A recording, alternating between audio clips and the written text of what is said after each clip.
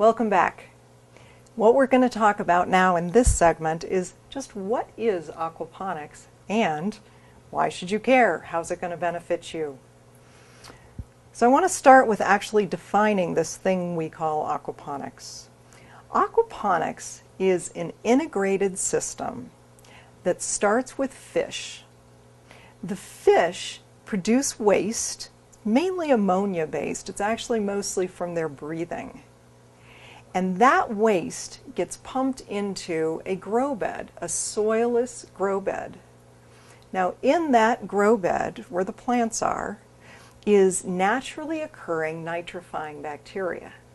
That bacteria converts the ammonia that's harmful to the fish and not very useful to the plants into something that is not harmful to the fish and delicious to the plants, and that's nitrates. The plants now take up those nitrates, filter the water that's returned clean back to the fish. So all of that system, that tying of those two systems is what makes up aquaponics. Now, aquaponic gardening is a term that refers to actually growing in a home or community environment. We're not really talking about commercial farming here. We're also talking about media-based systems as opposed to raft. Everything we're going to talk about here is about media-based and some vertical systems. So another way of thinking about aquaponics is that it's a blend of two disciplines: hydroponics, which is growing plants without soil, and aquaculture, or fish farming, which is growing fish in a captive environment. Now, those of us in aquaponics like to think of it as kind of a Reese's peanut butter cup. You've got chocolate and peanut butter, you combine them and you come up with something even better. And that's what the discipline of aquaponics is an improvement on both hydroponics, it's organic hydroponics, and aquaculture. It's a way of actually using the waste that comes out of aquaculture. Now on the slide here you see a definition of aquaponics that came out of a joint community effort on the aquaponic gardening community. And I really like this definition. I like the fact that it was a community effort. Really quite a bit went into that. But there are some key things that I've highlighted here that I want to bring up. One thing is that this is a recirculating system.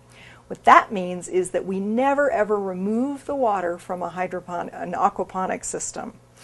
That water is just too precious. So because of that, this is a very water-wise way of growing. It uses less than 10% of the water of traditional soil-based gardening. The other thing that I want to point out in this definition is that we use the best of hydroponics and the best of aquaculture. The best of hydroponics being that it's a very productive, fast way to grow, and you're growing in an environment that has no weeds and that can be put anywhere, right? It doesn't matter what the soil's like, you can put it anywhere. And the best of aquaculture, well, aquaculture or fish farming is really going to be a necessary part of our future if we want to continue to eat fish as a species. We just are pulling too much fish out of the ocean. We really need to be farming. And so aquaculture is a very productive way to grow fish, again, that can be done anywhere. You're not tied to the oceans with aquaculture. So that is how aquaponics works in a sort of high-level definitional take.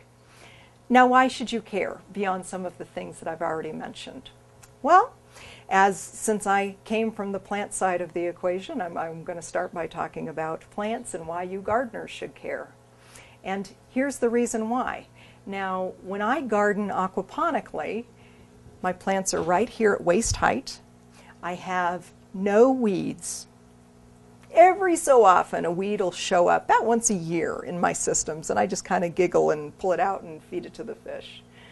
But by and large, there's no weeds, nothing like my outdoor dirt gardens. Another thing is, because of the fact that this system is all integrated together, there's no watering involved, right? There's no fertilizing involved. It's all a part of the system. And as I mentioned, this can be put anywhere.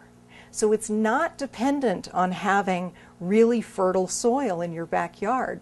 And it's not dependent upon lights. I can stick this anywhere, put a grow light over it, and be growing in my garage, on my driveway. Just doesn't matter where I grow. And because of that, this is also can be a year-round way of gardening. Again, if I'm growing in my garage, I can be growing fish and produce all year round. So some really exciting benefits if you're a gardener. Now, for the fish side, can you imagine how great it is to have fish right in your own backyard that I can come out here, pull out of the water, and literally have in my skillet in about 10 minutes? It just doesn't get more fresh than that. And if you, like me, are particularly concerned about what's going on with overfishing our oceans and with some of the toxic environmental issues around current fish farming practices, now you have a way of growing your own fish and being a part of the solution rather than a part of the problem. Which leads me to another benefit, which is that I know what my fish have eaten, I know how they've been raised, and I know how they've been harvested. So I can't say that about the fish that I buy at the grocery store. So some nice benefits from the fish side. And finally, when you combine these two systems, what you have is a necessarily organic system. I like to say that these fish are my organic certifying agency. If I were to spray pesticides on my plants, or there's no reason for using herbicides, but if I were to use chemical fertilizers on my plants, it would harm my fish. And the reverse is, if I were to add hormones or antibiotics or coloring agents to my fish, it would harm my plants. So because this is an integrated ecosystem, I have to treat it as Mother Nature would treat it. Also, as I mentioned before, because of the integrated nature of this, I use less than 10% of the water of gardening outdoors. Very important feature.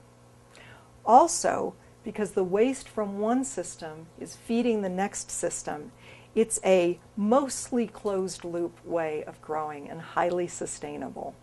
There are inputs, fish feed and power, but by and large, it's just about closed. The next thing is, if you have any children in your life, either your own or you're part of a school or a community center, boy, you just can't get better than aquaponics when it comes to teaching.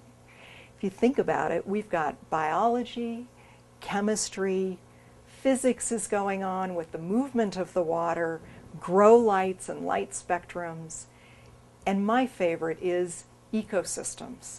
This is a great way to show how if you affect one system, it's going to affect another. So great teaching tool. And last but not least, my personal favorite, this is a really fun way to grow. I walk into this greenhouse every morning and my fish jump up to greet me. They're so excited to get their food. They're splashing the water. Water's flowing through the system. The aquaponics just makes this greenhouse alive. Very, very fun way to grow.